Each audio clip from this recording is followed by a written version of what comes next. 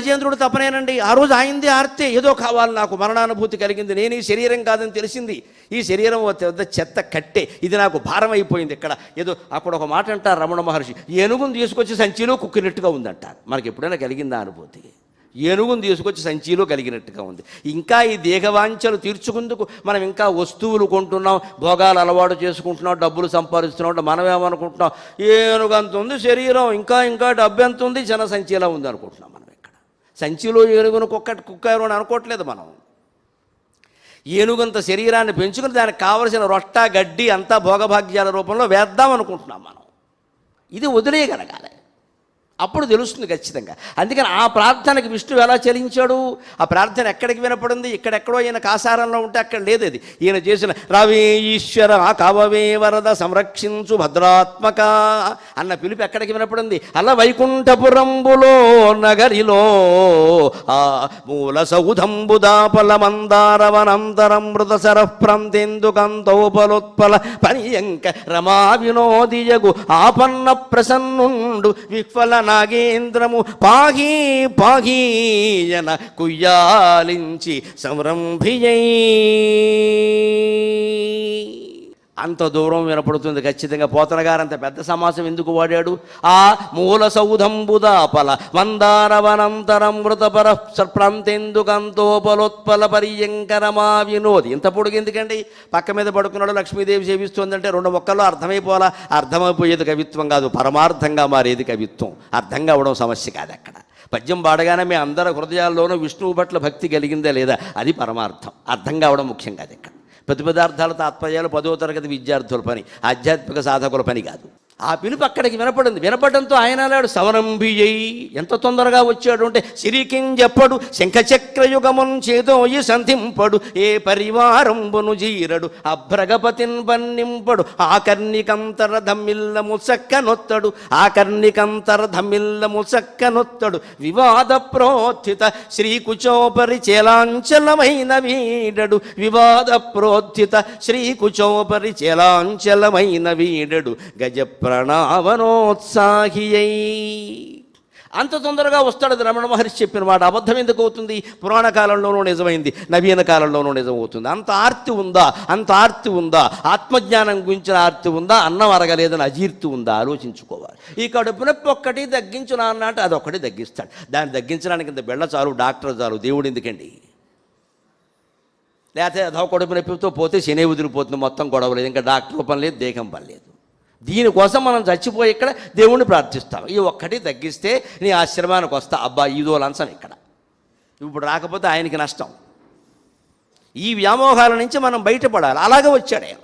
అలాగే మనం ఇంట్లో పూజ చేసేటప్పుడు కూడా సరస్వతి విగ్రహం, లక్ష్మీదేవి విగ్రహం, విష్ణువు విగ్రహం, రాముడి విగ్రహం, ఏ విగ్రహం ఉన్నా సరే ఒక ఆర్తి మనస్సులో ఉండాలి. నాకు ఎందుకు కనపడవు నువ్వు? ఎన్నాళ్ళీ చలనమ్ములేని శిలవై ఏడ్పింతువో దేవి, ఎన్నాళ్ళీ చలనమ్ములేని శిలవై ఏడ్పింతువో దేవి, నా కన్నులు నీ పదపద్మకంతి కనగా కన్నీళ్ల నర్చింపగా ఎన్నో పద్యములల్లి నీ కొరకునై ఏండ్లైన పూండ్లైన చూచున్, నా కన్నులు నీ పద్మకంతి కనగా కన్నీళ్ల నర్చింపగా ఎన్నో పద్యములల్లి నీ కొరకునై ఏండ్లైన పూండ్లైన చూచున్, నా మీదన కోపమా నా మీదన కోపమా భగవతి శ్రోతస్విని భారతీ. ఇంత ఆర్తితో మనం ప్రార్థన చేయగలగాలి. అప్పుడు నువ్వు కోరుకున్న సరస్వతి రూపంలోనే సాక్షాత్కారం అవుతుంది. ఎందుకమ్మా ఈ బండరాయి ఇలా కూర్చుంటావు, ఎంతకాలం ఇలా ఏడవాలి మేము ఇక్కడ? ఒక్కసారి దర్శనం ఇవ్వచ్చు కదా, వీణవాయించే సరస్వతి రూపంలో అని నేను ప్రార్థిస్తాను. ఎందుకంటే నేను అవధానిని, నేను కవిని, నాకు 1,000,000 మంది దేవతల కంటే మా సరస్వతీదేవి ఎక్కువ. మాకు ఈ విద్య ఇచ్చింది ఆవిడ. ఒక విద్యకు ఒకళ్ళు ఉంటారు కదా, డబ్బు లక్ష్మీదేవి ఇస్తుంది, డిపార్ట్మెంట్లు మంత్రి శాఖల్లా ఉంటాయి మన దగ్గర. అందుకని మాకు విద్య ఎవరు? సరస్వతి కటాక్షములు. అమ్మ నీ వల్ల ఇంత వాడిని అయ్యాం కదా, నువ్వు కనపడవు, దేనికి ఇదంతా పని లేక మేమే నువ్వు అనుకుంటున్నారు ఇక్కడ, నువ్వే సరస్వతి, నువ్వే ఇది ఆటలతో ఇంకాస్త గర్వం వచ్చేస్తుందేమో అని భయంగా ఉందమ్మా. నువ్వు కనపడితే నేనేమిటో నువ్వేమిటో తెలుస్తుంది కదా అని నేనే ఏడిచా మా ఇంట్లో సరస్వతి విగ్రహం దగ్గర. మళ్ళీ సరస్వతి క్షేత్రానికి వెళ్ళి ఆడవలేదు, అది ఇంట్లో ఉన్న విగ్రహం కూడా అదే, అక్కడికి వెళ్ళక్కర్లేదు. ఇక్కడ ఇది ఇంత తీవ్రార్తి కలగాలంటే లోకంలో సంసార జీవితంలో మన ప్రవర్తన కూడా ఎలా ఉండాలంటే రమణ మహర్షి చెబుతారు, కర్మలో అకర్మ, అకర్మలో కర్మ ఉండాలయ్యా అంట. ఇది వేదాంతం చెప్పిన మాటే. దానికి మంచి ఉదాహరణలు చెబుతారు ఆయన. కర్మలో అకర్మ, అకర్మలో కర్మ. కర్మలో అకర్మ అంటే రమణ మహర్షి ఏం చెప్పారో తెలుసా? చక్కని మాట చెప్పారు. ఎక్కడికో భార్య భర్త పిల్లాన్ని తీసుకుని వెళ్ళొస్తారు బయటికి. రాత్రి 9ంటికి వస్తారు. అప్పుడు ఆ పిల్లాడికి అప్పటికే దారిలోనే నిద్ర వచ్చేసింది వాడికి. వాడు ఇంకా పడుకోవాలనుకుంటాడు. ఇంట్లో దిగబట్టగానే మనసమే పడుకుంటాడు చిన్నపిల్లాడు. తల్లి ఏం చేస్తుంది? వీడు ఏమీ తినకుండా పడుకుంటాడు. ఇప్పుడు అర్ధరాత్రి 12ంటికి లేచి అన్నం అంటాడు అని తల్లికి వాడు యోగక్షేమాలు తెలుసును కాబట్టి ఆ నిద్రపోయేవాడిని బలవంతంగానైనా లేపి 4 ముద్దలు తిని, పెరుగు ముద్దలు రా, నాకు వద్దమ్మా పడుకుంటా అంటాడు వీడికి. అయినా సరే వాడు మెడ దగ్గర చెయ్యేసి అమ్మ అరచేతి స్పరిశయే అన్నమయ్యే అని ఎక్కడో మా అమ్మ గురించి చెప్పాను. అమ్మ అరచేతి స్పరిశయే అన్నమయ్యే. అర్ధరాత్రి అయినా సరే తల్లి అంత ప్రేమగా లేపి ఆ మెడ దగ్గర చెయ్యగానే సగం ఆకలి తీరిపోతుంది బిడ్డకి. అలాగే పెట్టి వద్దాను నాన్న, ఇది మీ మావయ్య ముద్ద, ఇది మీ నాన్నగారి ముద్ద, ఇది మీ అన్నయ్య ముద్ద అని 16 ముద్దలు తినిపించేస్తుంది ప్రేమ.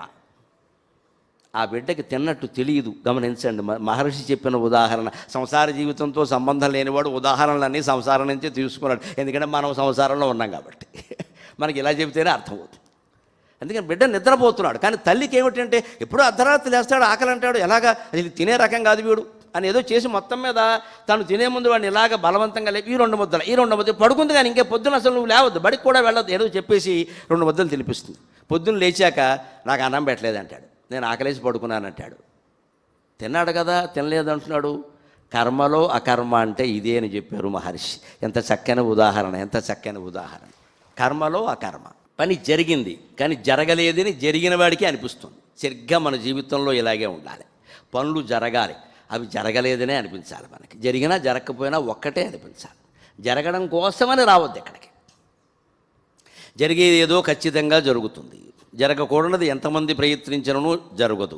జరగవలసినది ఎంతమంది అడ్డుకొన్ననో ఆగదు. కావున మౌనముగా ఉండుటే శ్రేయస్కరము అని ఆయన ఉటంకింపు ఉందా లేదా? చాలా చోట్ల కార్యాలయాల్లో ఆయన బొమ్మేసేది ఉండడం చూశాను. అది చూశాకే మనశ్శాంతి కలుగుతుంది ఎవరికైనా. ఇది ఇలాగే అవ్వాలి, ఇది ఇలాగే అవ్వాలి. పిల్లాడికి పెళ్ళి అవ్వలేదు, పిల్లకి ఏదో ఉద్యోగం రాదు, వస్తుందమ్మా. వాళ్ళ పెళ్ళికి తగిన వాళ్ళు పుట్టాలిగా. పరీక్షిత్తు సర్పయాగంలాగే జనమేజయుడే పుట్టలేదు, ఇంకా సర్పయాగం కూడా చేస్తాడు. నీ కొడుకు కోడలు రావాలనుకుంటున్నావు, ఆ పిల్ల పుట్టాలి కదా, ఏదో జరగాలి కదా. వాళ్ళు ఎక్కడో ఉన్నారు అమెరికాలో, అక్కడి నుంచి ట్రాన్స్ఫర్ అయ్యి ఇక్కడికి రావాలి. ఇక్కడికి వచ్చాక మీ గురించి పరిచయం అవుతుంది, 2 ఏళ్ళకి అవుతుంది, ఏమైంది నష్టం మనకి. ఇలాగ వెంటనే వెంటనే వెంటనే అనడం వల్ల పనులు చెడిపోతాయి. ఇది కర్మలో అకర్మ. అందుకే మన జీవితంలో మనం కూడా అంటాము, జరిగేది జరుగుతుంది, జరగనిది ఎలాగూ జరగదు. ఇంకా మనం ఊరికే దేనికి తాపత్రయపడ్డ నిమిత్త మాత్రంగా ప్రయత్నం చేద్దాం. నిమిత్త మాత్రంగా ప్రయత్నం అంటే ఎలా ఉంటుంది? అంతయు సాక్షిగా గనుట అభ్యునచో. పనసకాయ అర్థమైతే ప్రపంచం అర్థమవుతుంది. అంతయు సాక్షిగా గనుట అభ్యునచో నిగమాంత తత్వముల్ బంతులు నీయుడిన్. అంతయు సాక్షిగా గనుట అభ్యునచో నిగమాంత తత్వముల్ బంతులు నీయుడిన్. పనస పండును కోయగ నూనె రాయ ఆవంతయు చేతిగంటదు గదా. పనస పండును కోయగ నూనె రాయ ఆవంతయు చేతిగంటదు గదా. మదిబూయు అసంగతైలమున్ పంతము మాని ధర్మములు బాధ్యతలున్ నెరవేర్చుకొమ్మికన్. పనసకాయ తరుగుతున్నప్పుడు, పనస పళ్ళ కోసం పనసకాయ తరుగుతున్నప్పుడు చూడండి, వేదాంతం అర్థమవుతుంది. కేజీకి ఇన్నేనా ఊరికే తగాదా పెట్టుకోవడం కాదు ఇక్కడ. వాడు పేదవాడు, వాడు బతకాలమ్మా, ఎదవ బేరాలు. కూరగాయల దగ్గర పళ్ళ దగ్గర బేరవారుతున్నామంటే మనం మనుషులం కాదండి. నేను చేసి మీకు చెబుతున్నా. మా ఇంట్లో షరతు, కూరగాయల దగ్గర పళ్ళ దగ్గర బేరం ఆడద్దు. నీవు ఓపుకుంటే ఏసీ టెక్స్టైల్లో ఆడమని చెప్తాను నేను. ఏసీ హోటల్లో ఆడు, ఏసీ హోటల్లో. అప్పుడు ఎవడో నోరు మూసి కూర్చుంటాం ఇక్కడ. వాడు ఎదవచ్చారు పనికిమాలింది వాడు చూపించి 25,000 అనగానే అంత ఖరీదు ఉందంటే అది ఏదో ఏం లేదు, దానికి లోపల చెనుకులు ఉన్నాయి. నువ్వు చోట్ల ఏసీ చూసావు ఇక్కడ, నువ్వు నీకు టీ కూడా ఇచ్చాడు. అంతేకాదు ఏమీ గుర్తుపట్టిన వాడు కూడా మిమ్మల్ని ఎక్కడో చూసామంటాడు. అంత వెంటనే ఐసే ఎట్టే రొట్టే మట్టి ఎక్కడా చూడలేదు, ఇక్కడ చూశాడు. ఇదో పెద్ద నాటకం, దీనికి పడిపోతాం మనం. అదే రోడ్డు పక్కన పళ్ళు అమ్ముకునే ముసలావిడ ఉంటుంది పాప, ఆవిడకి అదే దిక్కు. ఓ 25 పళ్ళు అక్కడ పెట్టుకూడదు, నమస్కారం పెట్టి కోరుతున్నా. అవసరం లేకపోయినా కొని ఎవరికైనా ఇచ్చేయండి అమ్మా, అవసరం లేకపోయినా కొని ఎవరికైనా ఇచ్చేయండి. మనం ధనవంతులం 10 పళ్ళు కొంటే 100 రూపాయలు 200 పెడితే మనకి పోయేదేం లేదు. ఇక్కడ ఆ ముసలావిడికి ఆ పూట అన్నం అది. వాళ్ళు ఎందుకు ప్రభుత్వాలకు వదిలేసి పింఛన్ పథకాలకు బలి చేస్తారు? వాళ్ళని మనం పోషించలేమా? అవసరం లేకపోయినా పళ్ళు కొనాలండి. అక్కడ ఆపి, బండి ఆపి, కారు ఆపి కొను, 1 కేజీ పళ్ళు కొని పట్టుకెళ్ళి ఇంటికి పట్టుకెళ్ళి. గుళ్ళో ఇచ్చేయి, ఎవరికైనా ఇచ్చేయి, లేకపోతే ఇంట్లో ఉన్నాయి, ఏం పర్వాలా. ఎందుకు అని అక్కడికి వచ్చేసి ఇలా చూసి అలా పోనీ మంచి పండు కోసం చూస్తే పర్వాలేదు, బేరమాడకూడదండి. నేను బేరమాడినమ్మా కుదురుతుంది. అందుకని సామెత అది మాకు కూడా వర్తిస్తుంది. అరుణాచలం వచ్చాం కదా అని పక్కన ఇంకో అరుణాచలం ఉంది రందండి, దీన్నే పనసగా తెద్దినమంటారు. రారండి అలాగా నేను ఇక్కడికి వచ్చింది ఎందుకంటే ఒక మాట లేకుండా దక్షిణామూర్తి పాదాల సాక్షిగా చెబుతున్నా, నాకు ఇచ్చిన గదిలో కూర్చొని ధ్యానం చేసుకోవడానికి వచ్చానమ్మా. నేను అందుకోసం వచ్చా, ఆ పనే చేస్తా. ఈ 3 రోజులు నా జీవితంలో గొప్ప అదృష్టం. పెళ్ళైన 3 రాత్రులు కూడా ఎలా ఉన్నాయో నాకు అంత గుర్తులేదు, కానీ ఈ 3 రాత్రులు నేను మర్చిపోను. ఇది మొత్తం మౌనం, ఇది ధ్యాన కేంద్రం, మనం అక్కడ చేసుకోవాలి. మనం ఊరికే పెడితే వేరు, వాళ్ళు పిలిచినప్పుడు పిలిస్తే పెడితే వేరు, కాస్త గౌరవం కూడా ఉంటుంది, దానికి ఇబ్బందులు ఉండవు. అందుకని వచ్చాం, అది ముఖ్యం. ఇక్కడ 10 మందిని కలవడం, వాళ్ళ దగ్గర కార్యక్రమాలు పెట్టించుకోవడం, విజిటింగ్ కార్డులు తీసుకోవడం, ఫోన్లు చేయడం, ఇదంతా పనికిమాలిన వ్యవహారం. ఇది వాళ్ళు అడిగితే మనకు కావాలంటే చేస్తాం, లేత లేదు ఇక్కడ. అంటే పనసకాయ తెద్దినామంటారు, వచ్చారు కదా పక్కనే గుడి అండి, మీరు చూస్తే బాగుంటుంది. అసలు నేను చూస్తే గుడి బాగుంటుంది అంటే దేవుడి మీద నీకు నమ్మకం లేదనమాట. మీరు వస్తే గుడి పావనం అవుతుందనే మాట విన నేను చెవులు మూసుకుంటా. అయ్యి నేను వస్తే గుడి పావనం, దేవుడు ఏమయ్యాడు? దేవుడి మీద నమ్మకం పోయింది మనకి. ఎవరో రావాలి, ఓ స్వామీజీ వస్తే పావనం, స్వామీజీ వల్ల గుడి పావనం అవుతుందా, స్వామి వల్ల పావనం అవుతుందా? ఆలోచించండి. అక్కడ దేవుడు ఉన్నాడు కదండి, రావడం ఆయన ఇష్టం అండి, మనం ఎందుకంటే పిలుస్తున్నాం. ఇక్కడ వచ్చే వరకు ప్రాణం తీసేయడమే, ఇంకా రికమెండేషన్లు ఎక్కడెక్కడి నుంచో. ఎందుకు ఇది? ఉన్నవాళ్ళని జడగొట్టడం, జ్ఞానులు కూడా అజ్ఞానులు చేయడం. ఆ గుళ్ళోకి నువ్వెళ్ళు, కూర్చో, అక్కడ చేసే ధ్యానం చేసుకో, నేనెందుకు రావాలి? మొత్తం వచ్చిన మనిషి ఓ 10 క్యాంపులు పెట్టుకుని సబ్జెక్ట్ అంతా పాడైపోయి ఉపన్యాసం నాశనం అయిపోవాలి చివరికి. ఉపన్యాసం కూడా పెద్ద విషయం కాదండి, ఇన్ని అవధానాలు చేసిన వాళ్ళు ఎలాగో అలా చెబుతాం. ఆ లోపల ధ్యానం చేసుకోకపోతే దానికి వివిక్త దేశ శైవిత్వం అరతిర్ జన సంస్థది అని ఏకాంతంతో జనంతో ఏ సంబంధం లేకుండా ఉండడం. ఈ 3 రోజులు అరుణాచలంలో కూడా నాకు దొరక్కపోతే ఇంకెక్కడ దొరుకుతుందండి? మిగిలినవన్నీ బజార్లు, హోటళ్ళే కదా మేము వెళ్ళేవి, ఇక్కడ ఒక్కటి చోటే కదా భగవత్ కేంద్రం. దానికోసం తపిస్తామమ్మా హృదయం. నేనే నాటకాల మాటలు చెప్పట్లా గొప్ప కోసం, దానికోసం తపిస్తాం. భార్యతో మాట్లాడడం కూడా మానేస్తాం, అంతే లెక్క. ఇక్కడ వచ్చింది ఎందుకు? అది కూడా పెద్ద విషయం కాదు. నా అదృష్టం అనుకూలంగా ఉండే ఇల్లాలు దొరికింది. ఎప్పుడూ మాట్లాడలేదు ఏమిటి, మీరు ధ్యానంలో ఉన్నారు, సంతోషం ఉంటుంది, చాలు అది ఇంకేం అక్కర్లేదు. ఇక్కడ ఆవిడ తలుపు దగ్గర పెట్టి బయటికి వెళ్ళిపోతుంది. ఆయన ధ్యానంలో ఉన్నారు, వదిలేసి బయటికి వెళ్ళిపోతుంది, చాలు. ఈ పరిణామాలు ఎందుకు ఏర్పడతాయో కూడా చెబుతున్నా, మొహమాటం లేకుండా. మన దృష్టి పూర్తిగా భగవంతుని మీద ఉన్నప్పుడు మన చుట్టూ ఉన్న కుటుంబ సభ్యులు సహా, కార్యాలయాలు సహా సమస్తం ఆయన మార్చేస్తాడమ్మా. అన్నీ మనకు అనుకూలంగా మారుతాయి. మనం ఏం ప్రయత్నం చేయక్కల, ఎవరిని మందలించక్కల, అందరూ అనుకూలంగా మారిపోతారు. భగవత్ శక్తి ప్రసరించే చోట వ్యతిరేకత ఉండదు, అనుకూలత తప్ప. అది మనం ప్రసరింపజేయాలి, అది ధ్యానం ద్వారా జరుగుతుంది. అందుకని కర్మలో అకర్మ చూసామంటే పనసపొట్టు సరిగ్గా కోస్తుంటే ఏమవుతుంది? పనసపొట్టు కూర ఉండేవాడు పెద్ద వేతన మా ఇళ్లలో చూసేవాళ్ళం. కొందరు మగవాడు పొద్దున్నే కాస్త స్నానం అది చేసి అక్కడ కూర్చొని మరి తండ్రి తద్దినం కోసం కదా ఓ పెద్ద లుంగీ పంచి ఒకటి కింద పరుచుకొని, ఇంకో లుంగీ పంచి ఈయనగారు కట్టుకుని, ఆ లుంగీ పంచి మళ్ళీ పైకి లేక కూర్చొని మధ్యలో ఈ పనసకాయ పెట్టుకుని ఇలా పొట్టు ఓ పెద్ద పని 3 గంటల పని. ఇది ఆడాళ్ళ వల్ల కాదు. మరి తినేది ఎక్కువనే, కొట్టేది ఎక్కువనే. కొట్టుకోండి మీకోసమే అంటారు. ఈ చేసేటప్పుడు ఏం చేస్తారంటే వాళ్ళు 2 చేతులకు నూనె రాసుకుంటారు. ఆ నూనె రాసుకుని పనసకాయను కొడితే మీకు అది ఏమీ అంటుకోదు. సరిగ్గా మనం కర్మలు చేసేటప్పుడు ఇంట బయట ఏం పనులు చేసినా అలా ఉండాలి.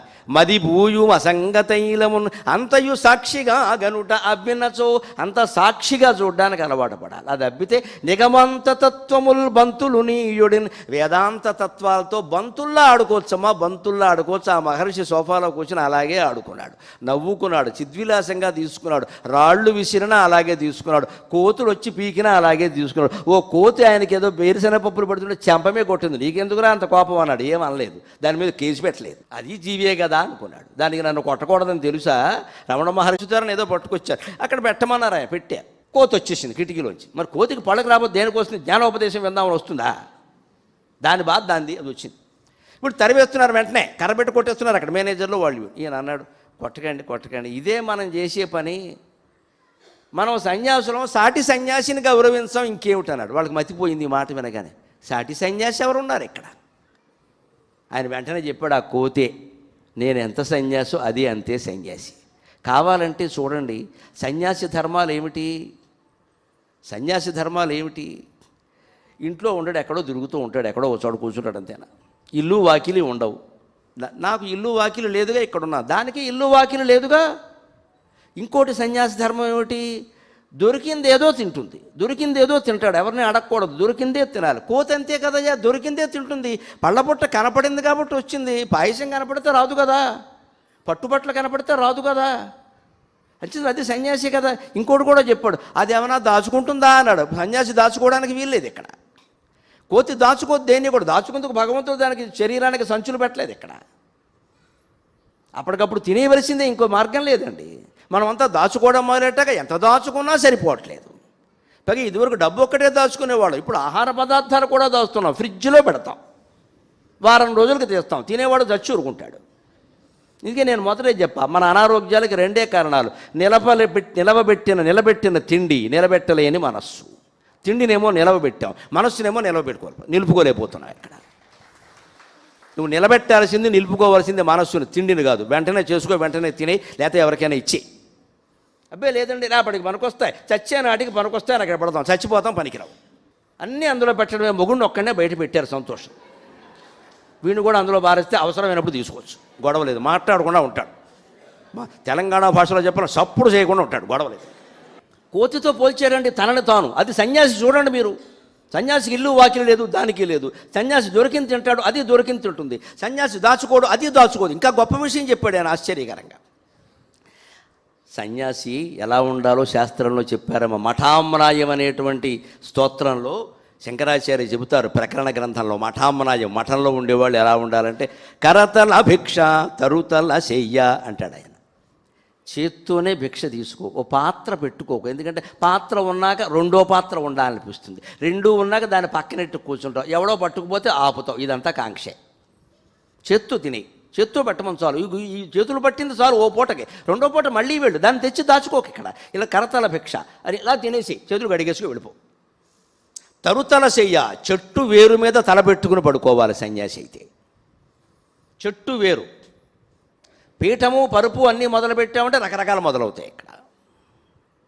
అది కూడా ఒప్పుకోరు సన్యాసాశ్రమంలో. అందుకే ఆయన అంత నిరాడంబరంగానే ఉన్నాడు ఇక్కడ.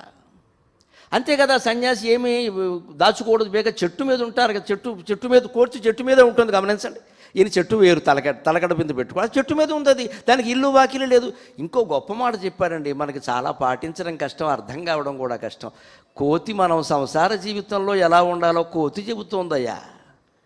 బిడ్డల్ని కడుపు కట్టుకుని పెంచుతుంది, కాలు రాగానే వదిలేస్తుంది అని చెప్పాడు. అది మనం అలవాటు చేసుకోవాలి. తన్మయావస్థలో ఉండి చప్పట్లు కొట్టలేకపోతే సంతోషం, కానీ ఇష్టం లేదని అనుకుంటున్నాను నేను. చాలామందికి ఇష్టం ఉండదు ఈ మాట. మరి నా జీవితం ఏంటో తెలియదు, నాకు ఇష్టం లేని మాటలే చెప్పాలనిపిస్తుంది. ఇది పరమసత్యం. కడుపున కట్టుకుని కంటుంది, పెంచుతుంది బిడ్డల్ని. ఎంత ప్రేమ అంటే కోతికి పట్టుకుని ఉంటుంది. పిల్ల కోతి ఇలా వదలదో, పట్టుకునే, ఎంత బరువు అయినా సరే, ఎంత దూరం దూకినా సరే పిల్లని వదలదండి, పట్టుకునే ఉంటుంది అక్కడ. బిడ్డల్ని పెంచేటప్పుడు కడుపున కట్టుకుని పెంచాలి. మనం తినడం మానేసి వాళ్ళకి పెట్టాలి. మన అవసరాల కంటే వాళ్ళ అవసరాలు ముఖ్యంగా చూడాలి. కాలు వచ్చిన తర్వాత వదిలేయాలి. వాళ్ళ కాపురాలు వాళ్ళు చేసుకుంటారు, వాళ్ళ ఉద్యోగాలు వాళ్ళు చేసుకుంటారు, వదిలేయాలి. ఏమిటో అంత చేసాం, చూడడమే లేదు, కుదరదు ఇక్కడ. వీరేదో చూస్తారు, లేకపోతే లేదు. ఎవరు చూడవలసిన అవసరం లేనంత ఇదిగానే బతకాలి మనం, అంతే. చూసారా, సంతోషం. చూడకపోతే ఇంకా సంతోషం, వదలలేదు. విరక్తి ఇంకా బాగా పెరుగుతుంది. వైరాగ్యం పెరిగితే జ్ఞానం వస్తుంది, జ్ఞానం వస్తే మోక్షం వస్తుంది. అంచేత కష్టాల వల్ల ఎప్పుడు జ్ఞానం వస్తుంది, సుఖాల వల్ల రాదండి.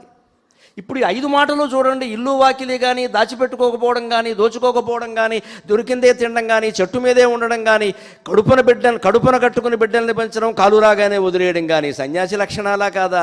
మనకంటే కోతి కంటే సన్యాసి ఎవరయ్యా? అది వందు తిన్నాకే నాకు పెట్టండి అన్నాడు. అమ్మా, that is Ramana Maharshi. That is సర్వజీవులని సమభావంగా చూడడం అంటే ఈ ఒక్క మహర్షి దగ్గర చూస్తాం మనం. మరో చోట కనబడడం కష్టం ఇది. ఇప్పుడు ఇంకో మాట, కర్మలో అకర్మ చూసాం కదా. అకర్మలో కర్మ. కొన్ని పనులు జరుగుతూ ఉంటాయి అకర్మ, కానీ జరిగిందని మనకు అనిపిస్తుంది. పూర్వం ధాన్యం బళ్ళ మీద తోలి పట్టణంలో బియ్యపు మిల్లుకి తోలేటప్పుడు బండి మీద తోలేవారు. బండికో 10 బస్తాలో 15 బస్తాలో పెట్టేవారు. ఈ బండివాడు కూడా రైతు ఆ ఎడ్డు తోలుకుంటూ వెళ్ళేవాడు. రైస్ మిల్లు వరకు బండి వెళ్ళేదండి. విచిత్రం ఏమిటంటే తిరిగి వచ్చేటప్పటికి రాత్రి అవుతుంది, 9 అవుతుంది. ఆ బండి తోలేవాడు వచ్చేటప్పుడు ఖాళీ బండి కదా, హాయిగా తొట్లో పడుకుంటాడండి. చాలాసార్లు చూశాను నేను మా ఊళ్ళో. ఇది తొట్లో పడుకుంటాడు. తాడేపల్లిగూడెం దగ్గర రైస్ మిల్లు దగ్గర తొట్లో పడుకుంటాడు. మళ్ళీ బోడపాడు స్వగ్రామానికి వాడి ఇంటి దగ్గరికి వచ్చాక లేస్తాడు. బండి మాత్రం వచ్చేసిందండి. అకర్మలో కర్మ అంటే అర్థం ఇది. అక్కడ వీడు బండి తోలలేదు, కానీ బండి వచ్చేసింది. జీవితంలో కొన్ని ఘట్టాలు మనం అలా ఉండాలి. పని జరుగుతుంది, మనం జరుగుతుంది. మనం చేయకపోయినా జరుగుతుంది. మనం ఓ పని కట్టుకుని కెలికేయద్దు, టర్న్ స్క్రూ పెట్టి కెలికేయద్దు దాన్ని. ఇలా కాదని చెప్పాను, అలా కాదని చెప్పి వాళ్ళు ఎలా చేస్తే అలా కూర్చో మాట్లాడక. పెత్తనం వాళ్ళది, మనకి ఎందుకు వచ్చింది ఇది? సంప్రదాయం ప్రకారం చేయట్లా. పెద్దవాళ్ళకి ఈ బాధ ఎప్పుడూ ఉంటుందమ్మా. Generation gap. వాళ్ళకి నచ్చిన విధంగా వాళ్ళు చేసుకుంటున్నారు. వదిలేయి, ఓ మాట చెప్పు, లేకపోతే వదిలేయి. ఇది పెట్టుకున్నామంటే ఇంక ఇది పెరిగిపోతే ఇక్కడ అహం మామ అన్నీ పెరిగిపోతాయి. ఇక్కడ ఇంక వ్యతిరేకత వచ్చేస్తుంది. ఇంకా ఆ వ్యతిరేకత రాకుండా ఉండాలంటే అకర్మ. బండివాడు వెళ్ళేటప్పుడు శ్రద్ధగా తోలాడు. ఎందుకు? వెళ్ళేటప్పుడు కూడా నిద్రపోవచ్చుగా. దానికి రైస్ మిల్లు తెలుసు, ఇల్లు తెలుసు, రెండూ తెలుసు. కానీ రైస్ మిల్లు ఎప్పుడు ఒక రైస్ మిల్లుకే వెళ్ళరు, ఇంటికి ఎప్పుడు ఒక ఇంటికే వస్తారు. లెక్కది. రెండోది, పైగా బరువు ఉంది, 15 బస్తాల బరువు ఉంది. బండి ఏదైనా అటు ఇటు అయితే అసలు ఇంత బరువు మోయడం ఇష్టం లేక అది గాడి జార్చేస్తే, అందుకని చూసుకోవాలి రైతు తెలివది. వచ్చేటప్పుడు ఏమనుకుంటాడు, ఖాళీ బండే కదా, పైగా ఇంటికి వెళ్ళడం నాకే కాదు దానికి ఇష్టమే, గడ్డెవడెత్తాడో అని హాయిగా రామకృష్ణ అనుకుంటూ చుట్టకాలు చేసి పడుకుంటాడు. అనుమానం వెళ్ళా. వాడు చుట్టకాల్చడమే వాడికి భగవన్నామస్మరణ. అందుకని శుభ్రం కాల్ చేసి పడుకుంటే విచిత్రంగా నేను మా చిన్నతనంలో చూసేవాడిని. ఏమి శిక్షణ ఉంది ఈ ఎద్దులకి.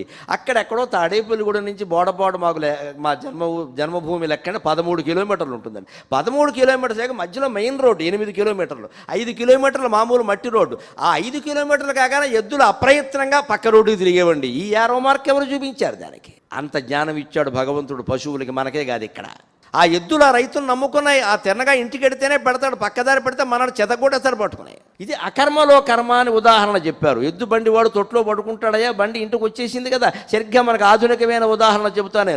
రైలు ప్రయాణం చేసి వచ్చాం, పొద్దున్నే ఏమంటాం, రైలు ప్రయాణం చేసి వచ్చాం. పచ్చి అబద్ధం. మనం ప్రయాణం చేయాలి, రైలు ఎక్కి పడుకున్నాం. అది నిజం. మనం ప్రయాణం ఎక్కడ చేసామండి?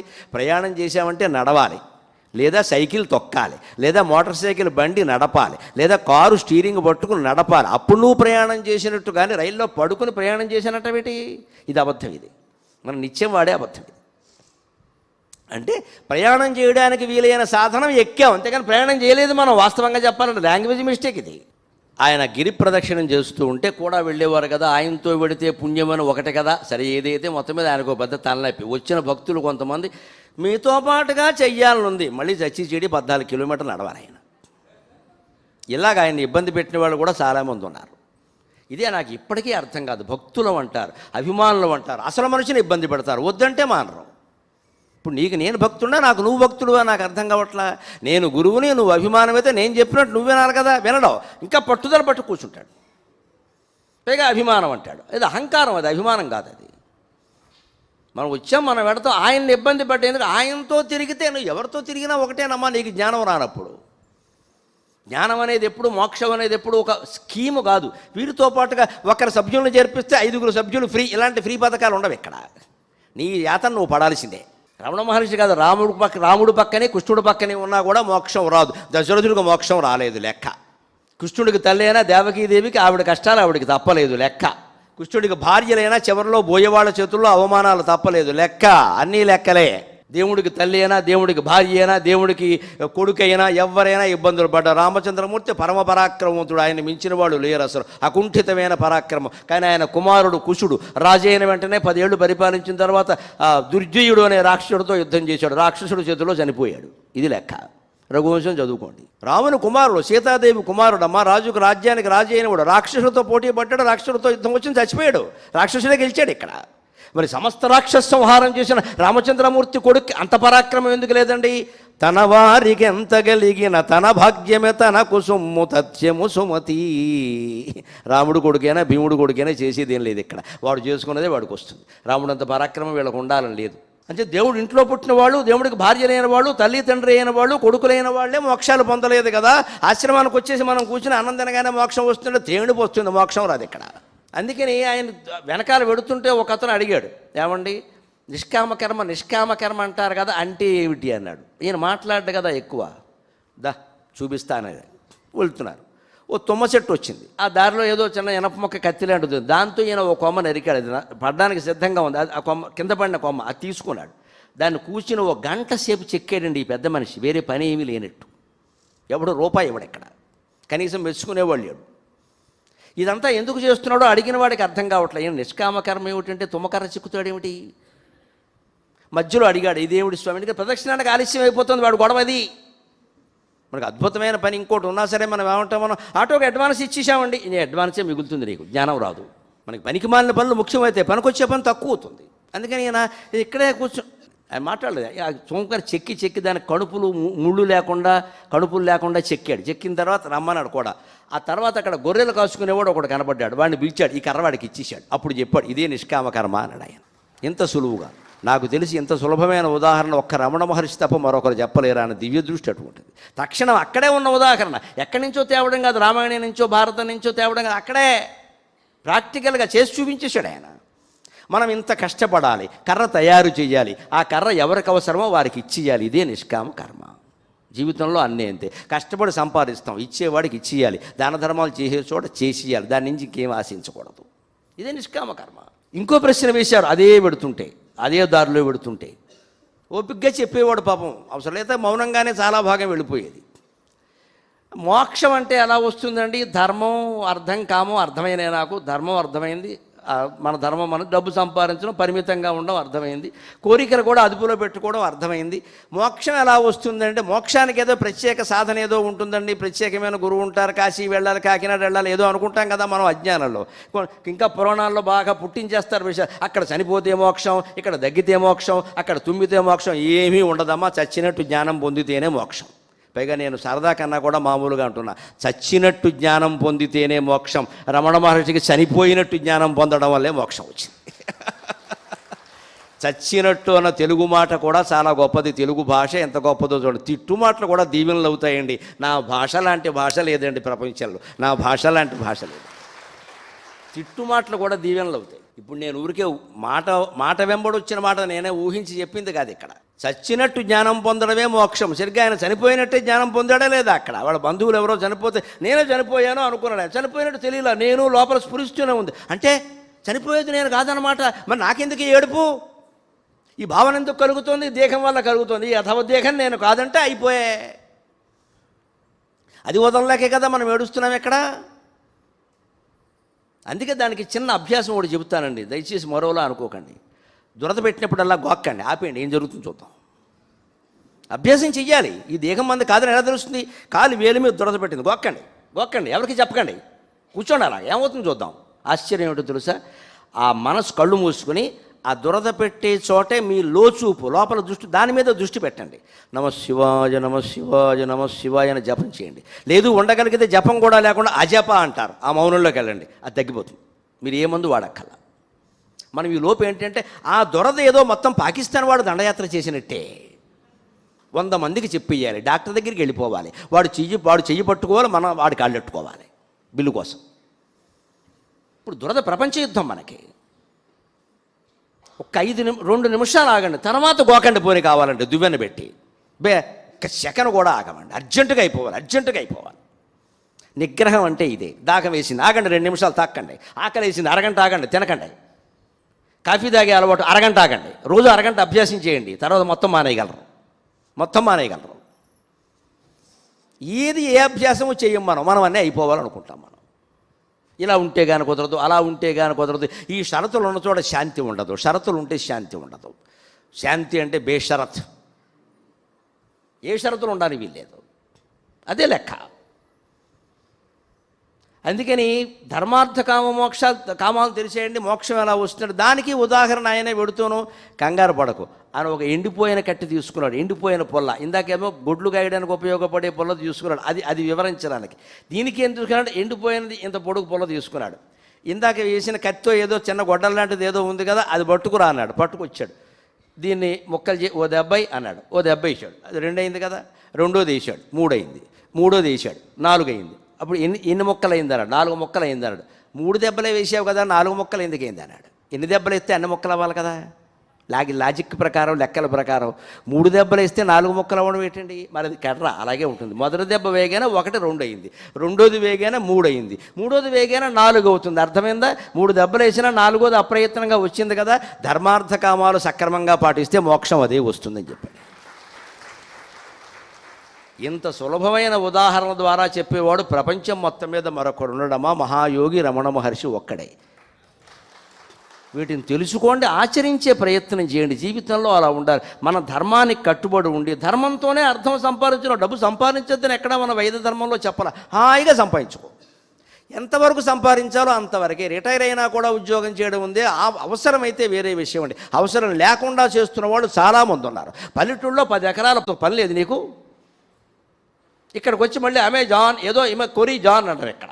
ఇక్కడ వాడు చంపేస్తాడు పగలు రాత్రి కూర్చోబెట్టి, దాంతో రోగాలు వస్తాయి. లేదా ఎంతకాలం ఉంటుందో తెలియదు, తీసేస్తాడు. నీ వ్యవసాయం నువ్వు చేసుకుంటే సుఖంగా ఉండొచ్చు కదా. అది తోచదండి. చెప్పిన పని చేయి. మనం ఏదో కావాలి ఇక్కడ. ధర్మంగా ఉండు. అర్థం దేనికి? వ్యవసాయం చేసినా, వ్యాపారం చేసినా, ఉద్యోగం చేసినా కడుపు నిండే తిండి కోసం. తిండి, బట్ట, వసతి. హిందీలో చెప్పాలంటే రోటీ, కపడా, और మకా. ఇంకేం లేదు ఇక్కడ. ఈ 3కి మించి మనకు పని ఉందండి. అసలు మనకి తిండి ఉంది, బట్ట ఉంది, కట్టుకోవడానికి బట్టలు ఉన్నాయి, బీరువా నిండా ఉన్నాయి, ఏం ఉండడానికి ఇల్లు ఉంది. 16 ఇళ్ళు దేనికి? ఎంత ఉంటే అంత మంచిది కదా. రోగం కూడా అంతే, ఎంత ఉంటే అంత మంచిది. పెందరాళ్ళు వెళ్ళిపోతాం. ఎంత ఉంటే అంత మంచిదని వదలం. ఇందులోనే జ్ఞానం కోసం చూస్తాం. ఇక్కడ జ్ఞానం రాదు. ఇక్కడ డబ్బున్న చోటకి జ్ఞానం రాదని డబ్బు వదలు బారేయాలి.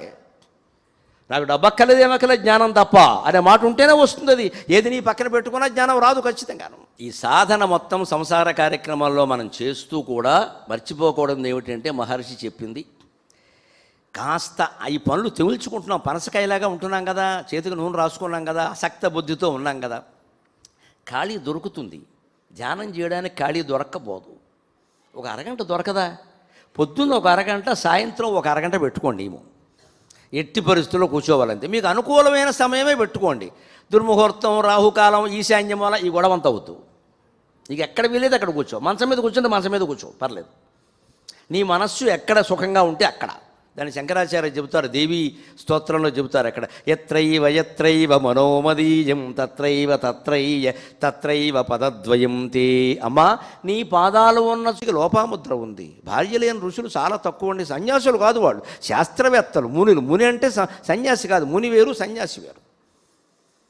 ఏదో దుర్వాసులు లాంటి సన్యాసులకి తప్పితే మిగిలిన వాళ్ళకు ఉన్నారు. వాళ్ళు సంతానం కలిగిన తర్వాత మళ్ళీ భార్యను కలవలేదు. భార్య అంతే. అరుంధతీదేవి ఎటువంటి వాడు, అనసూయ ఎటువంటి వాడు, లోపాముద్ర వీళ్ళని మించిన వాడు. ఇంకా మనకి సంసార జీవితంలో ఏం చెప్పి, పోనీనయ్యా భార్య భర్తే కదా, మీకు ఏదో ఇంకా వాంఛలు ఉన్నాయి కానివ్వండి, ఇంకా వేరే ఆలోచన చేయకండి. అసలు అంతటితో కూడా ఆగట్లేదే మనం ఇక్కడ. అంచేత కామాన్ని అదుపులో పెట్టుకోవచ్చు, అర్థాన్ని అదుపులో పెట్టుకోవచ్చు. ధర్మంతో అర్ధకామాలను అదుపులో పెట్టగలిగితే మోక్షం దానంతటదే వస్తుంది. ఈ రమణ మహర్షి మాటను మనం పూర్తిగా ఆత్మజ్ఞానం పొందడానికి లౌకిక జీవితాన్ని ఉపయోగించాలి. అది మానేసి లౌకిక జీవితంలో ప్రయోజనాలు పొందడానికి భగవంతుడిని, ఆత్మజ్ఞానాన్ని ఉపయోగించుకుందామని చూస్తున్నాం. అందుకే ఆయన the end became the means and the means become the end అంటాడు. ఎండ్ అంటే లక్ష్యం, మీన్స్ అంటే దాన్ని చేరే మార్గం. ఏది లక్ష్యం, ఏది మార్గం అనేది వదిలేసి, దీనికి ఏది మార్గం అని వదిలేసి, మనం ఆధ్యాత్మికత వల్ల మన భౌతిక జీవితానికి ప్రయోజనాలు కలగాలని కోరుకుంటున్నాం. అదే డబ్బు సంపాదన, కోరికలు, పిల్లలు, పెళ్ళిళ్ళు, ఉద్యోగాలు, ఆరోగ్యాలు బాగుండడం, ఇవన్నీ కూడా.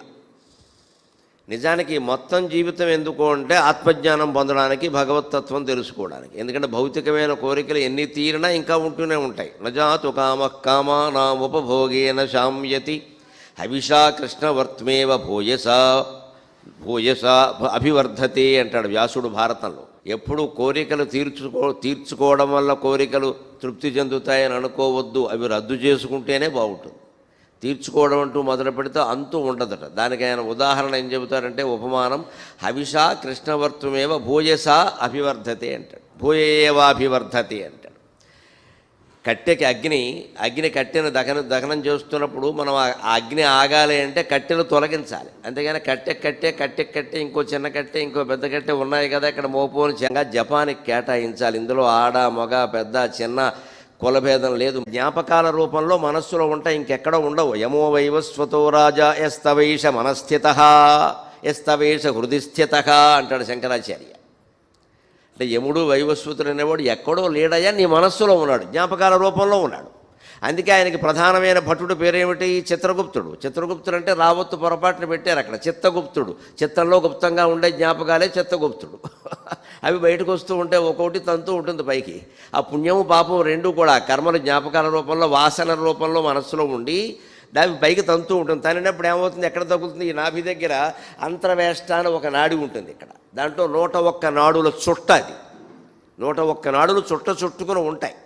అది ఎప్పుడు ఇలా చుట్టుకుని బుట్టలో ఉన్న పాములాగా బుట్ట తీయగానే పుస్ పుస్ అన్నట్టుగా ఉంటుంది. అది ఈ 101 నాడులు ఉంటాయి. అందులో ఒక నాడి ప్రత్యేకంగా తల పైకి లేపి ఉంటుంది, అదే జీవుడు. అవి వెళ్ళిపోతే ఆ మనవరాలకి, ముని మనవరాలకి ఏదో జనం రాగానే దాన్ని పట్టుకుని ఏడుస్తుంది అంతే. ఆ ముని మనవరాలు ఇంట్లో కుక్కై పుడుతుంది. ఇది ఇవి కర్మ కాలిపోయి ఇంతవరకు పెద్ద మొత్తం ఏదోగా హాయిగా సుఖంగా ఉంది, అన్ని పూజలు చేసింది, నోములు చేసింది, జ్ఞానం కూడా పొందింది ఆవిడ సుఖంగా. ఇప్పుడు ఎందుకు వచ్చింది? ఈ ముని మానవరాల బాధ వల్ల వచ్చింది ఇదంతా.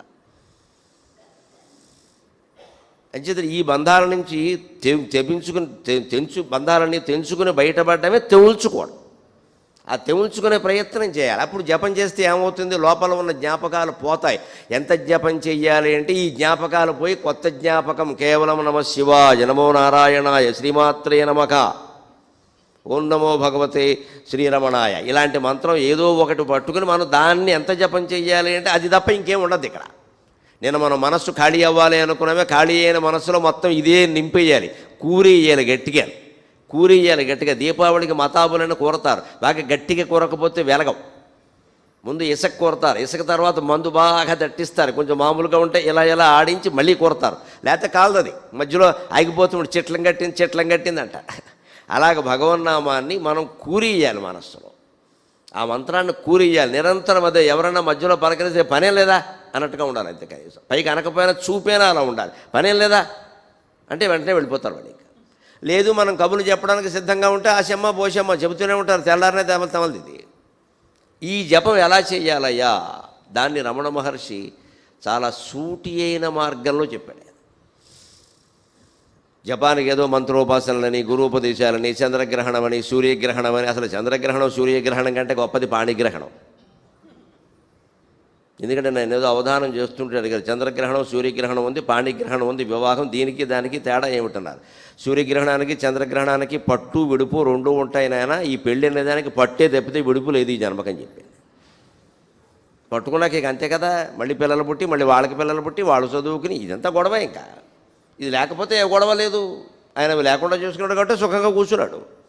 ఒక కృష్ణమూర్తి గారైనా, వివేకానందులైనా, పరమహంస అయినా, వీళ్ళే అయినా, ఈ మహర్షి అయినా ఎందుకున్నారంటే బ్రహ్మచారులు కాబట్టి. మనం ఎందుకు ఉండలేకపోతున్నాం? ఏదో దిగాం గోతులో. పోనీ దిగిన వాళ్ళం ఏదో ఇద్దరు పిల్లలకని వాళ్ళని ఏదో చక్కబెట్టి వాళ్ళకి ఉద్యోగాలు ఏదో పెళ్ళిళ్ళు చూసేసి తప్పించుకుందామని కాకుండా ఇంకా పుట్టనిండా వేళ్ళెట్టి కెలుగుతున్నాం. అక్కడ పెట్టిన 2 వేళ్ళు సరిపోక 5 వేళ్ళు పెట్టాం. ఇన్ని వేళ్ళు పెట్టి కెలిగితే ఏమవుతుంది? పుట్టలో మూలకున్న పాము బయటకు వస్తుంది, ఒక కాటేస్తుంది. 1 వేలు పెడితే రాదు, అది దానికి తెలియదు. 5 వేళ్ళు పెట్టి బాగా కెలికామనుకో ఏదో జరుగుతుందని పైకి వస్తుంది. ఈ సంసారం కూడా అంతే. నా బంగారు పొట్టలో వేలు పెడితే నే కొట్టన 7 చేపల కథలో ఉన్న రహస్యం అంతే. అది ఇది చీమల పుట్ట, పాముల పుట్ట ఎప్పుడు మట్టి పుట్టే, బంగారు పుట్ట ఉండనే ఉండదు. కానీ కథలో ఏముంది? పాము ఎందుకు కుట్టావు అంటే, నా బంగారు చీమ ఎందుకు కుట్టావు అంటే, నా బంగారు పుట్టలో వేలు పెడితే నేను కుట్టనా అంది. బంగారు పుట్టలు ఎక్కడైనా ఉంటాయండి అసలు? అంటే ఎవరి ఇల్లు వాళ్ళకి బంగారు పుట్టలా అనిపిస్తుంది, అంతకంటే లేదు. అది చీమల పుట్టే అయినా చీమకు బంగారు పుట్టను ఎందుకు అనిపించింది అంటే దాంది కాబట్టి. మనది కూడా మన జీవితం, మన సంసారం, ఈ లైఫ్ అంటాడు ఇంత పొడుగు పెట్టి. ఈయనకి అనిపించింది అలాగే, ఇంకోటికి ఏం లేదు అక్కడ అనిపించింది. అది భ్రమ. అది దాన్ని ఎంతసేపు పెట్టిన వేళ్ళు నెమ్మదిగా తీసుకునే ప్రయత్నం చేయాలి, కానీ ఇంకాస్త లోపలికి చొచ్చుకుపోయే ప్రయత్నం చేయకూడదు. చేస్తే పాముకి వెనుక వస్తుంది, అప్పుడు మింగేసే ప్రయత్నం చేస్తుంది సహజంగా. దాని నుంచి బయటపడాలంటే జపం చెయ్యాలి సూటి మార్గంలో. అన్ని రకాల పాపాలు కాదు, పుణ్యాలు కూడా. కర్మ అనేది నిశ్శేషంగా పోవాలి. ఇంక ఏమీ అడుగుని మాడు అచ్చు లాంటిది కూడా మిగలద్దు. గిన్నెలో ఏదైనా మాడు అచ్చు లాంటిది మిగిలితే దాన్ని చింతపండు పులిసెట్టి గంట నానబెడతారు, తర్వాత తోముతారు, లేదా పోదది. ఆ తోమకుండా ఉండేవనుకో పాయసం కూడా పులిసిపోతుంది. ఎందుకంటే ఈ లోపల ఉన్న చింతపండు దీని కారణంగా, ఈ మాడు కారణంగా దాన్ని శుభ్రంగా తోమపోతుంది. మనస్సు కూడా అంతే. లోపల శుభ్రంగా గిన్నె చింతపండు పులిసెట్టు తోమినట్టు భగవన్నామం అనే చింతపండు పులిసెట్టి మొత్తం క్లీన్ చేయాలి, మొత్తం శుభ్రంగా. అప్పుడు ఆ లోపల వాసనలన్నీ నశిస్తాయి. దానికి జపాను చేసే విధానం సూటిగా చెప్పింది ఏమిటంటే ఆయన మనకు కాదు మామూలుగా చెప్పడం, చేసి చేసి చేసి ఎంతకీ ఆత్మసాక్షాత్కారం కాక ఇబ్బంది పడి మహర్షి మాట్లాడాడు కదా, మౌనంగా ఉంటాడు కదా, చెబుతాడో చెప్పడో అన్న భయంతో ఓ రోజు సాయంత్రం రమణ మహర్షి మామూలు ఆ విరూపాక్ష గుహ నుంచి అక్కడి నుంచో బయటకు వచ్చి ఆ అరుగు మీద కూర్చొని ఉంటే అప్పుడు కావ్యకంఠ గణపతి ముని మహాకవి, మహాపండితుడు, గొప్ప అవధాని, మా అవధాని లోకానికి గురువరీణ్యుడు, మహానుభావుడు, ఆయన అక్కడ చేరి అలా ఆ అరుగు పక్కన ఇలా ఆయన పాదాల దగ్గర కూర్చుని నెమ్మదిగా ఆయన ఇలా కళ్ళు తెరిచి చూసినప్పుడు, ఏం ఆయన ఇలా వచ్చావంటే, జపం చేస్తున్నాను కానీ దాని మీద దృష్టి నిలబడడం లేదన్నాడు ఆయన. అంతకాలంగా ఇక్కడికి వచ్చి కూర్చుని ఈయనలో తేజస్సును గుర్తించి వెంకటరామన్న పట్టుకుని భగవాన్ రమణ మహర్షి అని పేరు పెట్టిన ఆయనకి దృష్టి నిలబడలేదమ్మా, మనకి ఎక్కడ నిలబడుతుంది? వెంటనే ఆయనకి జాలేసింది, ఏమిటయ్యా అంత పండితుడు నీకే నిలబడకపోతే అలాగా అని, ఓ పని చెయ్యి అని చెప్పాడు ఆయన. జపము చేయునప్పుడు మహర్షి చెప్పిన మాటలు యథాతథంగా చెబుతున్నాను నేను. జపము చేయునప్పుడు మంత్రనాదము ఎందుండి ఉదయించుచున్నదో గమనించనచో ఆ గమనించు మనస్సు అందే లీనమగును, అది ఏ తపస్సు అన్నాడు ఆయన. జపం చేసేటప్పుడు మనం నమశివాయ నమశివాయ నమశివాయ అని చేస్తున్నాం కదా, కళ్ళు మూసుకుని చెయ్యాలి. పెదవులతో చేయడం ఒక రకం, పెదవులు కదిలేలాగా. పెదవులు కూడా కదలకుండా మనస్సులో చేయడం చాలా మంచిది, చాలా మంచిది. దాన్ని ఉచ్ఛ్వాస నిశ్వాసాలకి జోడించి చేస్తే ఇంకా మంచిది. దాన్ని సగర్భ జపం అంటారు. మామూలుగా పైకి నేను ఇప్పుడు మైకులో అన్నట్టుగా నమశివాయ అనడం మామూలు రకం. ఇది ఎందుకు ఉపయోగిస్తుందంటే ఎదుటి వాళ్ళు మాట్లాడకుండా ఉపయోగిస్తుంది. వాళ్ళు మాట్లాడుతుంటే మనం నమశివాయ అంటే ఏమంటారు, వీడికి ఏదో పిచ్చి అని పోతారు, అక్కడి నుంచి పోవడమే మంచిది. ఎవడికి పిచ్చో దేవుడు తెలుస్తాడు. వీడికి ఏదో పిచ్చి కనపడితే చాలు నమశివాయ అంటాడు అని పోతారు, వాళ్ళు పోవడమే మంచిది. వదిలించుకోవాలంటే అంతే, లేదా వదలరు. ఇక్కడ ఇద్దరు మనుషులు కూర్చొని మాట్లాడుతున్నప్పుడు మీరు గమనించండి, ఒకరు మాట్లాడడం ఆపగానే రెండో వారు దాన్ని ఇంకో గడ్డి పరకెట్టి పొడిగిస్తారు. ఇక్కడ ఆపడం ఇష్టం లేదు. అది సరే అంటారు, ఇంకా మళ్ళీ ఇంకా అది సరే అంటే ఇంకో అరగంట, మళ్ళీ ఆయన ఆపేసరికి ఇంకా తర్వాత ఈయన అది సరే అని ఏదో మాట్లాడుతుంది, ఇంకో అరగంట అయింది. తెలది ఇది. ఇన్ని అయ్యాక 3 గంటలయ్యాక ఏమనుకుంటారంటే మనం ఎన్ని చర్చించుకుంటే మాత్రం ఏం ఉపయోగం, లోకం మారుతుంది ఏమిటి. ఈ మాట 3 గంటల క్రితం అనుకుంటే 3 గంటలు కలిసి వచ్చేది. మన అందరం పడేది ఇదే అజ్ఞానంలో. పేపర్ చూడడం, వార్తలన్నీ చర్చించుకోవడం, మనం ఏం చేయలేం కదా అనుకోవడం. ఏం చేయలేనప్పుడు ఈ చదవడం దేనికి పని లేక, మళ్ళీ దాని మీద చర్చ దేనికి అనవసరం. కాలక్షేపం. మనిషికి మాట్లాడుతాం అంటే ఎందుకు ఇష్టం అంటే వ్యక్తం అవుతూ ఉంటాం, మనం వ్యక్తం అవుతూ ఉంటాం. ఎంతసేపు మనం వ్యక్తం కావాలి, ఎదుటివాళ్ళు నోరు మూసుకోవాలి. మన అందరికీ ఇదే స్వార్థం. అందుకే అవతల వాళ్ళని మాట్లాడకుండా మధ్యలోనే మాట్లాడేస్తూ ఉంటారు కొంతమంది. మా ఇంట్లో పాము వచ్చింది అనగానే మా ఇంట్లో జర్రుగొడ్డు వచ్చింది. ఇప్పుడు జర్రుగొడ్డు పాము రావడం ప్రధానం కాదు, మీ ఇల్లు కంటే మా ఇల్లు పెద్దదనేది ముఖ్యం. ఇక్కడ నీ జీవితంలో జరిగిన ఘట్టం కంటే నా జీవితంలో జరిగిన ఘట్టం గొప్పది, ఎందుకంటే నేను గొప్పవాడిని. ఆ గొప్పతనం చెప్పుకోవడానికి మనం అనేక రకాల ఉదాహరణలు చెబుతాం. వాళ్ళ ఇంట్లో పాము వచ్చింది అన్నప్పుడు ఆ పాము ఏమిటో, దాని విలాసం ఏమిటో విన్యాసం ఏమిటో వినొచ్చు కదా, మాట్లాడకుండా వినొచ్చు కదా. వినడం ఇష్టం లేకపోతే లోపల జపం చేసుకోవచ్చు కదా, కుదరదంటే దానికి ఏదో మాట కలుపుతాం. అక్కడి నుంచి వాళ్ళు రెచ్చిపోతారు. ఇంకా ఏమిటో నాకు జీవితంలో మొదటి నుంచి పాములు వస్తూనే ఉన్నాయి. అవును, పాము దగ్గరికే పాములు వస్తాయి, వేరే వాళ్ళ దగ్గరికి ఎందుకు వస్తాయి? మనం పాము అయితేనే పాములు వస్తాయి. ఏ జాతి వాళ్ళ దగ్గరికి ఆ జాతి వాళ్ళు చేరుతూ ఉంటారు కదా. ఇది ఎక్కడికి తెముల్చుకో. అందుకని జపం చేసేటప్పుడు ఎంత శ్రద్ధ ఉండాలి అంటే, ఒకటి బయటికి చేయడం, రెండవది పెదవులు కదుపుతూ చేయడం, దాన్ని ఉపాంశు జపం అంటారు. మూడవది కళ్ళు మూసుకుని మనస్సులో చేయడం, అది చాలా ఉత్తమమైన జపం. కనీసం ఎదుటి అలా వచ్చిన వాళ్ళు చూసిన వాళ్ళు ఈయన ఏదో జపం చేసుకుంటున్నాడని వెళ్ళిపోతారు. అలా వెళ్ళిపోనివ్వాలి. దాన్ని ప్రాణవాయువుతో కనుక జోడించగలిగితే సగర్భ జపం. అలా చేస్తూ ఉన్నప్పుడు, జపము చేయనప్పుడు మంత్రనాదము ఎందుండి ఉదయించుచున్నదో గమనించనచో అనడే. లోపల ఈ నమశివాయ అనేది లోపల ఎక్కడ తిరుగుతోందో గమనించండి. వాయు రూపంలో సంచారం జరుగుతూ ఉంటుంది. అక్కడ ఎక్కడో ఒక చోట ఇలా ఇలా ఇలా కదులుతున్నట్టుగా అనిపిస్తుంది మనకి. పూర్తి దృష్టి దాని మీద కేంద్రీకరించాలి, ఖచ్చితంగా అనిపిస్తుంది. ఇక మళ్ళీ దాని అర్థము, దాని శబ్దము, దాని ధ్వని కూడా అక్కల. ఆ మార్గమే ఇలా వెడుతూ ఉన్న మార్గం ఎందుండి ఉదయించుచున్నదో అది ఆత్మ నుంచే వస్తుంది. ఆత్మశక్తి, లేదా శవం జపం చేయదుగా, ఎందుకంటే దానికి ప్రాణశక్తి లేదు, మనకు ఉంది కాబట్టి చేస్తున్నాం. ఆ ప్రాణశక్తిని పట్టుకోవాలంటే ఆ శక్తి మీదకే లోపలికి చూడాలి. ఆ మంత్రనాదం ఎందుండి ఉదయించుచున్నదో గమనించనచో ఆ గమనించు మనస్సు అందే లీనమగును.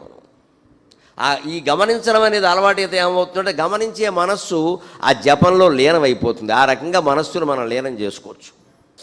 అది జపం చేసే విధానం. అంటే ఖచ్చితంగా ఓ గదిలో కూర్చోవాలి, ఓ మూలకి వెళ్ళిపోవాలి, తలుపు చెడత అన్నీ వేసి ఇయ్యాలి, ఎవరిని రావద్దని చెప్పాలి. భార్య కాదు, భర్త కాదు, ఎవరు ఉండద్దు అక్కడ. ఇద్దరు కూర్చొని చేయడానికి ఏదైనా సత్యనారాయణ వ్రతం కాదు, జపం ఇది. ఎవరు ముక్తి వారిదే. భార్యకి మహత్తరమైన వైరాగ్యం ఉండొచ్చు, భర్త పనికిమాలిన వాడు కావచ్చు, ఏం చేస్తాం ఇక్కడ. భర్త మహాయోగి కావచ్చు, ఈవిడ పెద్ద రోగి కావచ్చు, ఎవడు చెప్తాడు. ఒకరి కాంక్షలు వదిలితే ఒకరికి వదలవు. అందుకే మన వివాహ నిబంధనల్లో ధర్మేచ అర్ధేచ కామేచ నాతిచారామే అన్నారు, మోక్షేచ నాతిచారామే అల్లా. మోక్షవాంఛ తీవ్రంగా ఉంటే క్విట్, వదిలేసే విషయం. అక్కడ ఎవరి అనుమతి మనకు అవసరం లేదు. ఎవరు అనుమతినిచ్చడిదేమీ లేదు. ప్రకృతి గుడిలోన పరమ శిల్పముగాగ, ప్రకృతి గుడిలోన పరమ శిల్పముగాగ, ఎవరు అనుమతినిచ్చడిదేమీ లేదు, ఎవరితో చర్చ చేసడిదేమీ లేదు. ప్రకృతి గుడిలోన పరమ శిల్పముగాగ, ఎవరు అనుమతినిచ్చడిదేమీ లేదు, ఎవరితో చర్చ చేసడిదేమీ లేదు. మౌనమే దైవమన వేయి మాటలేలా, మౌనమే దైవమన వేయి మాటలేలా. మనల్ని మనం చేరుకోవడానికి ఇంకొకటి అనుమతి అవసరమా? భార్య అయినా భర్త అయినా ఎవరైనా. వారేమిటండి అనుమతులు ఇచ్చేది? వారు ఎందుకు ఇస్తారండి? వారి అవసరాలు వారికి ఉంటాయి. అందుకని మీరు ఎలా ఉండాలి, మీరు ఎలా ఉండాలి, మీరు ఎలా సంపాదిస్తూ ఉండాలి, మీరు ఎలా కీర్తి సంపాదిస్తూ ఉండాలి, ఇంకా ముని మనవరాలు ఉంది, మనవరాలు ఏదో చెబుతూనే ఉంటారు ఇక్కడ. రెండో వరకు అవన్నీ పట్టట్లేదు, పరమ వైరాగ్యంతో ఉన్నారు. అటు ఉన్నప్పుడు ధర్మం ఏం చెప్పారంటే వదిలేయి, ఇంక మాట్లాడకని చెప్పారప్పటికి చేసింది చాలు. పెళ్ళి అయిన వెంటనే కాదు అక్కడ, పెళ్ళి అయిన వెంటనే అది ధర్మం కాదు. కానీ పెళ్ళి అయింది, పిల్లలు పుట్టారు, మనవాళ్ళు కూడా పుట్టారు, ఇంకా దేనికి మూడో తరం కూడా వచ్చింది ఇక్కడ. ఇంకా ఈ మొహమాటాలు పడుతూ ఉంటే కూర్చోలేము ఇక్కడ. అందుకని ఒంటరిగానే ఉండాలి. ఎప్పుడు సమయం కుదిరితే అప్పుడే చేయండి, ఏ మూల కుదిరితే ఆ మూల చేయండి. ఈ మూల అని పెట్టుకోకండి, వాస్తుకి దీనికి సంబంధం లేదు. కింద పులి చర్మం వేసామా, పావు చర్మం వేసి నీకు తోచింది వేసుకో. మొత్తం మనం ప్రదేశాలు, క్షేత్రాలు, చర్మాలు, సమయాలు ఇవన్నీ పెంచేస్తాం, అసలు చేసి జపం తగ్గించేస్తాం.